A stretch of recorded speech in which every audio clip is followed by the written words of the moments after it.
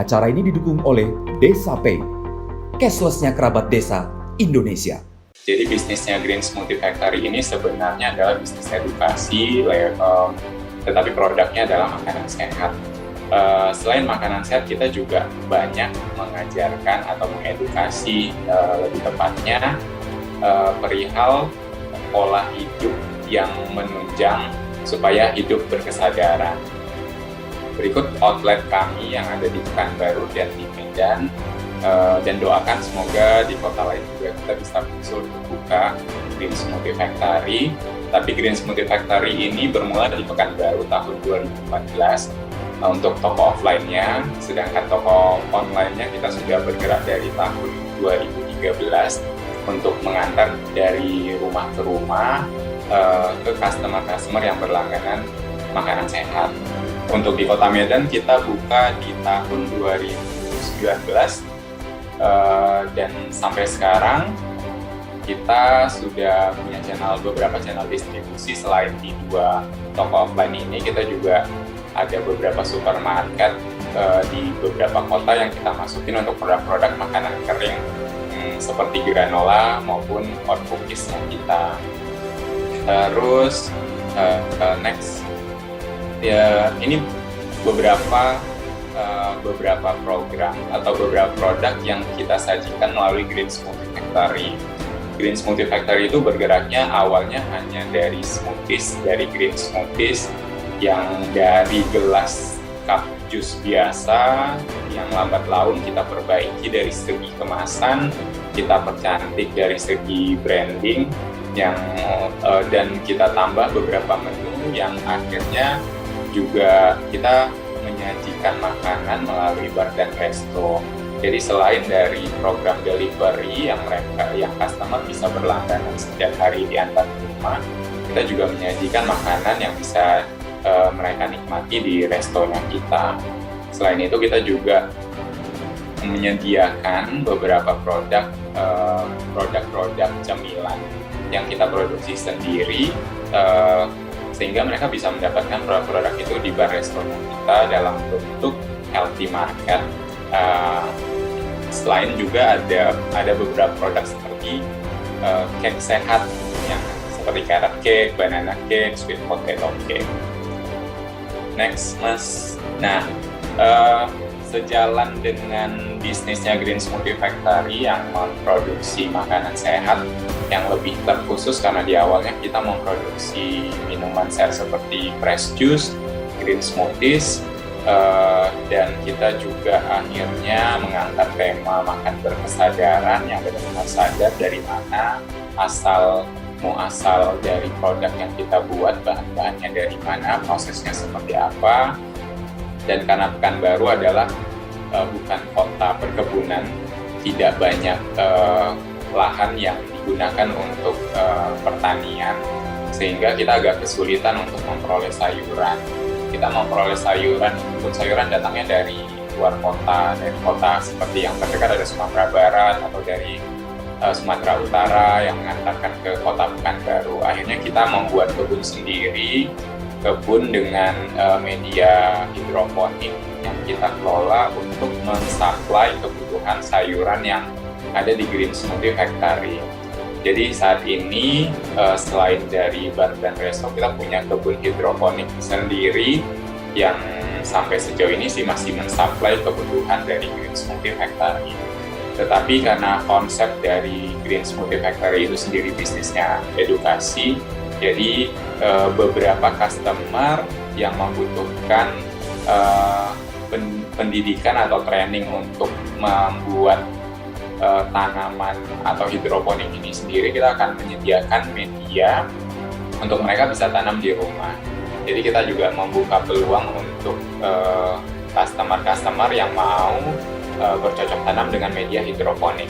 Jadi tim kita juga siap untuk membuatkan taman hidroponik di rumah-rumahnya customer. Next, ini bisnis modelnya Green Smoothie Factory, ada bar dan resto, ada healthy market, ada catering services. Ini kurang lebih untuk kontribusi masing-masing lini bisnisnya itu hampir sama. Untuk harga produk kita itu rata-rata dari 20.000 sampai dengan 45.000 untuk di makanan. Untuk di minuman, karena minuman ini juga spesialis di sayur dan buah, kita tidak menyediakan minuman lain selain olahan dari sayur dan buah. Kita punya beberapa produk seperti smoothie bowl, fresh juice, susu almond, dan minuman teh, tetapi teh dari bunga yang dikeringkan. Selain itu kita punya produk-produk yang kita jual, yang kita juga menerima produk-produk dari teman-teman yang juga support makanan sehat di healthy marketnya Green Smoothie Factory. Untuk catering services sendiri ada banyak program yang kita sajikan ke customer. Ada healthy catering, ada juice cleansing, minor diet, Rasi booster, sama bundling catering. Yang ini kita mendeliver dari rumah ke rumah, dari ke kantor, untuk diantar harian. Saat ini saya dibantu oleh beberapa tim untuk mensupport Green Smoothie Factory, yang mungkin kalau teman-teman, kita UMKM ini kan mulainya dari nol, dari sendiri. Jadi mungkin teman-teman yang sekarang memulainya dari rumah, saya juga memulainya dari rumah. Yang tidak punya karyawan, saya juga dulunya tidak punya karyawan. Dulunya saya harus bangun pagi, dari jam 4 pagi harus menyiapkan beberapa produk untuk di-delivery ke alamat-alamat. Itu saya lakukan sendiri. Saya yang meng-blender jusnya, habis itu saya yang packing, habis itu saya harus ngantar ke alamat-alamat. Kalau dulu sebelum Green Smoothie Factory buka, saya ngantar sendiri sebelum berangkat ke kantor. Jadi saya antar, habis itu pulang dari kantor saya harus membeli bahan-bahan lagi, habis itu menyiapkan sampai tengah malam, tidur pagi, kayak gitu setiap hari. Konsep bisnis yang saya jadi pada saat ada yang bertanya kalau bisnis tanpa modal, ya saya bisa bilang itu bisa saja, karena saya juga menjalani bisnis tanpa modal, bahkan saya dimodali oleh customer.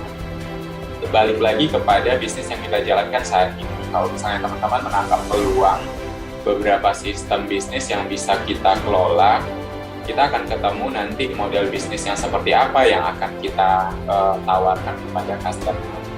Saya bilang kita tanpa modal karena pada saat di awal kita sudah meminta modal itu secara tidak langsung, ya. Modal yang maksudnya adalah customer kita suruh bayar di depan, mereka bayar deposit, bayar untuk 1 bulan berlangganan.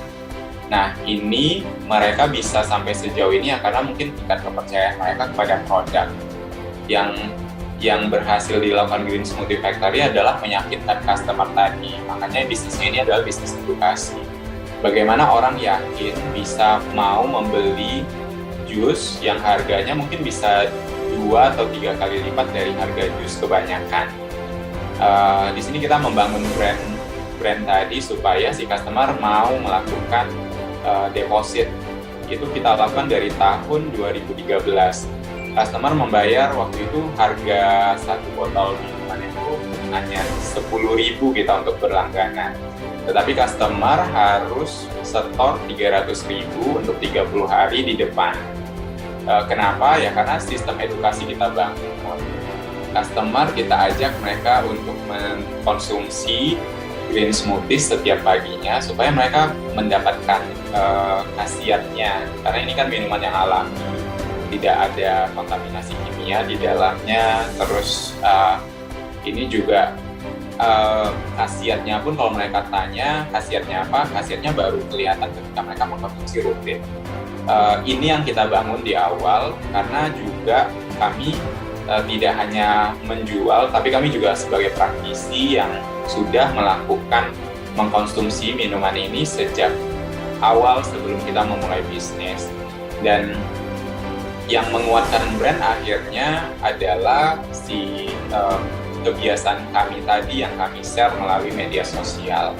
Sampai sejauh ini kami tidak menggunakan kami tidak menggunakan iklan untuk di media sosial. Kami hanya secara organik saja tumbuh Green Smoothie Factory. Kami tidak menggunakan Instagram Ads, kami tidak menggunakan Facebook Ads. Karena apa? Ya bukan kami tidak pernah mencoba, tadi kami pernah mencoba, tetapi sepertinya dengan konsep bisnis yang kami tawarkan ini akan menyentuh pada market-market yang akan sadar dengan sendirinya, jadi tidak bisa dipaksakan. Sehingga kita menempuh jalan yang sangat organik, tumbuh begitu saja gitu. Tapi apa yang kita kuatkan di dalam brand adalah sebuah kebiasaan membentuk community, membentuk orang-orang yang bisa menyuarakan bisnis kita keluar sana. Selain itu, kita membuat lingkaran sendiri untuk customer, kita membuat kelas-kelas seperti kelas masak sehat, kita membuat kelas yoga bersama, terus kita juga field trip anak-anak ke Green Smoothie Factory untuk diajarkan bagaimana cara membuat smoothies. Terus kita juga melakukan kunjungan ke beberapa sekolah untuk edukasi. Khususnya kita mengangkat sisi keprihatinan kepada generasi muda yang sekarang jarang sekali mengkonsumsi makanan-makanan alami, sehingga itu yang membawa sisi emosional untuk bisa membuat orang percaya pada brandnya kami. Mungkin ini akhirnya saya ketemu yang tadi saya bahas, ini tim akhirnya terbentuk dari tahun ke tahun. Yang tadinya saya sendiri, akhirnya saya yang mengelola keuangan sendiri, istri yang bantu gitu. Terus akhirnya ketemu, saya nggak sanggup untuk operasional sendiri, harus orderan semakin banyak, sehingga harus menambah karyawan. Karyawan yang saya tambah akhirnya karyawan yang membuat, yang untuk operasional, yang membuat jusnya. Terus saya masih mikir, terus sudah jalan, orderan semakin bertambah, saya menambah tim di operasional, saya menambah tim di bagian delivery. Untuk operasional udah selesai, akhirnya saya harus mencari partner untuk yang mikirin bagaimana menghandle tim ini. Akhirnya terbentuk dan terbentuklah tim yang seperti ini. Terus sambil berjalannya bisnis yang mungkin saya baru benar-benar fokus belajar bisnis itu di tahun 2017.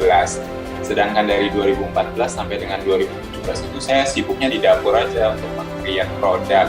Saya sejak resign dari kantor, saya hanya fokus untuk bagaimana meng-create produk, apakah produk itu produk yang mau di-delivery ataupun produk yang ada di resto. Jadi alhamdulillahnya untuk hampir 100 menu yang ada di Green Smoothie Factory itu adalah hasil dari tangan saya sendiri tanpa bantuan chef, yang mana tahun 2016 saya belajar melalui Ruby School Amerika. Dia punya sekolah online, saya belajar di sana selama 1 semester untuk mendapatkan sertifikasi makanan berbasis nabati, yang mana tujuannya adalah kita pengen orang memandang brand kita itu tidak sekedar hanya menangkap peluang. Kalau kita bilang menangkap peluang sih enggak juga ya, karena kita udah munculnya itu dari tahun 2013 malahan, di saat orang-orang masih sangat langka untuk makan sehat.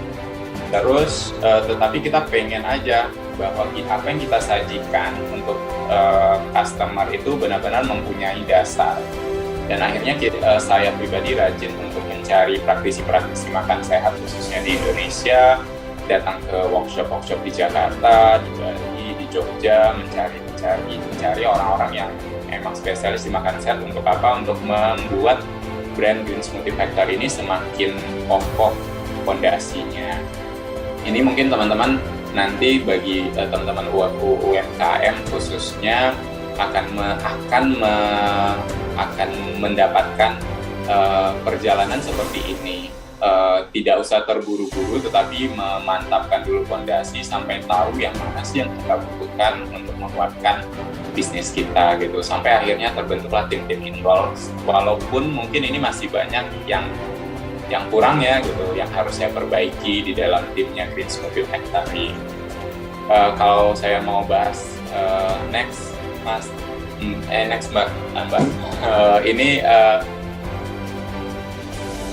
Ini sebenarnya presentasi yang saya comot sih gitu. Tapi ini perjalanan Green Smoothie dari tahun 2013 sampai dengan Agustus 2021, kita lumayan mengalami kemajuan yang sangat pesat untuk dari segi omset yang kita terima. Habis itu ya, walaupun di dalamnya kita juga sama-sama tahu bagaimana menjalankan bisnis, mengelola uang, bagaimana mengelola operasional maupun mencari profit supaya tinggi gitu.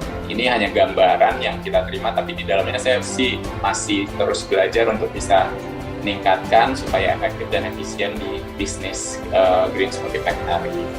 Next, bisnis plan-nya Green Smoothie Factory ini kayak kayak presentasi cari investor jadinya, tapi it's okay.